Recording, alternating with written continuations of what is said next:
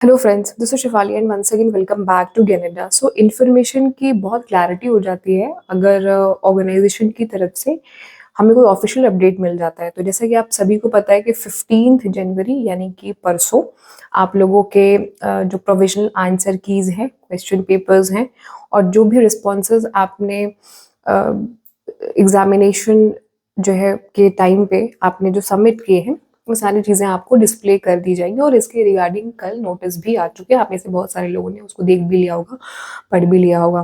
तो the thing which is important is that कि जितने भी लोगों ने पेपर दिया है सभी को, ऑल टू ऑल सभी को अपने एप्लीकेशन नंबर और आपका पासवर्ड जो है वो आप उसको एंटर करके अपने रिकॉर्डेड रिस्पॉन्स को चेक करिएगा। वेदर आपने इस बार का एग्जामिनेशन भले ही ट्रायल के लिए दिया हो या आपने अच्छे से प्रिपरेशन करके दिया हो, जो भी सिचुएशन है, आप लोगों को अपने रिकॉर्डेड रिस्पॉन्सेस को, आंसर कीज को और क्वेश्चन पेपर को एक बार एनालिसिस कर लेना है। स्पेशली उन स्टूडेंट्स को जो जून के लिए अटेम्प्ट करना चाहते हैं, प्रिपरेशन करना चाहते हैं और इन्होंने ये वाला जो एग्जामिनेशन है वो एज ए ट्रायल बेसिस पे दिया है, क्योंकि ये जो विंडो है वो सिर्फ 3 दिन के लिए ओपन होती है। 3 दिन के लिए ही आप अपने आंसर कीज को भी चेक कर सकते हैं, अपने रिस्पॉन्सेज को भी आप चेकआउट कर सकते हैं।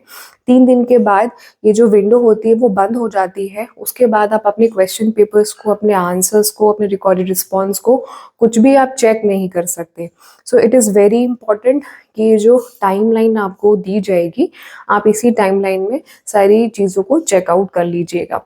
उसके बाद जैसे ही किसी भी स्टूडेंट को अगर किसी भी क्वेश्चन में, किसी भी आंसर में या कहीं पे भी पूरे रिस्पॉन्स शीट में कोई भी अगर प्रॉब्लम, कोई भी गड़बड़ी अगर दिखती है तो वो उस क्वेश्चन को, उस आंसर को, उस रिस्पॉन्स को चैलेंज भी कर सकते हैं।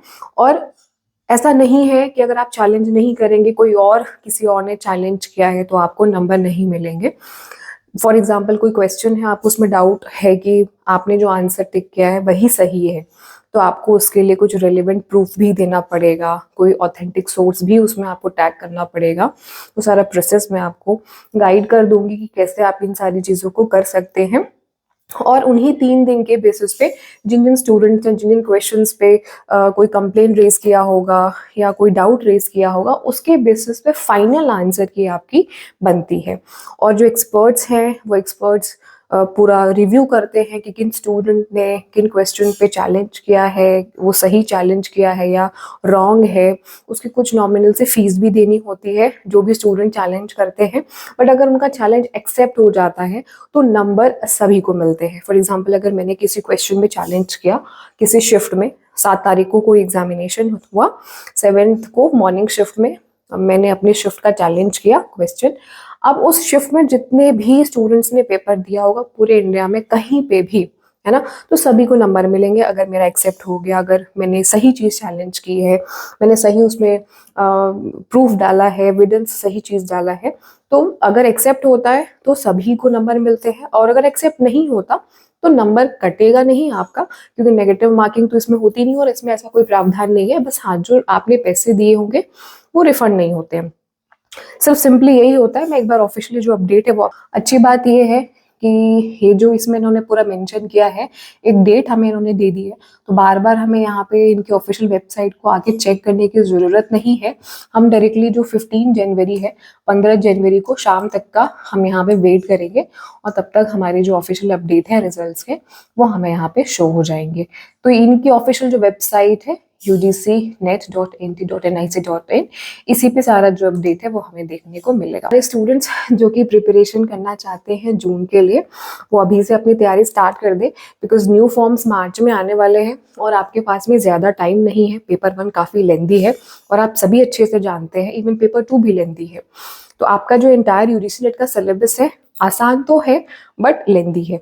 लेंदी पेपर्स को सही टाइम पर कवर करने के लिए हमें उसमें अप्रोप्रिएट टाइम डिवोट करना होगा, और वो टाइम जो होता है वो 5 to 6 मंथ्स का होता है। बोथ द पेपर्स अगर आप 5 घंटे डेली निकाल के देंगे, डेफिनेटली आपका एग्जामिनेशन फर्स्ट अटेम्प्ट में ही क्लियर हो जाएगा।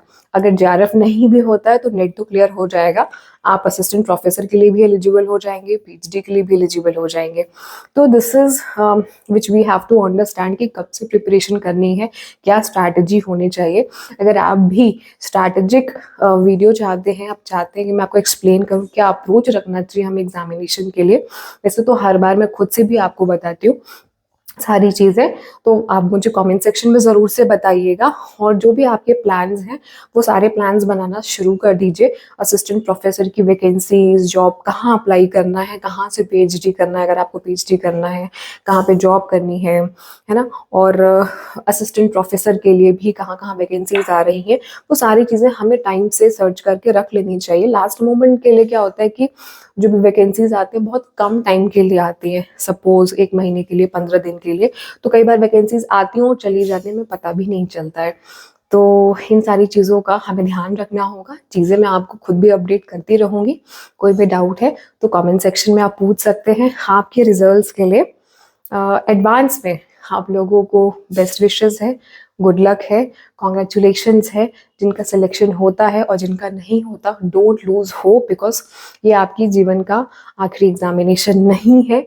अभी लाइफ बहुत बड़ी है, अपॉर्चुनिटीज़ बहुत आने वाली है। 2026 आप सभी के लिए बहुत लकी होने वाला है। तो अपनी होप को बिल्कुल जागृत रखिए और अच्छे से तैयारी करिए। Wish you all the very best, good luck, get success. Video पसंद आया तो जाते जाते लाइक करके जाइएगा। चैनल पे नए हैं तो सब्सक्राइब कर लीजिएगा। फॉर द फर्स्ट टाइम अगर आप मुझे देख रहे हैं, बताते चले कि यूजीसी नेट की कंप्लीट प्रिपरेशन फर्स्ट पेपर की और सेकेंड पेपर कॉमर्स की इसी प्लेटफॉर्म पे ज्ञान अड्डा पे मैं खुद आप सभी को कराती हूँ। Good luck, thank you so much.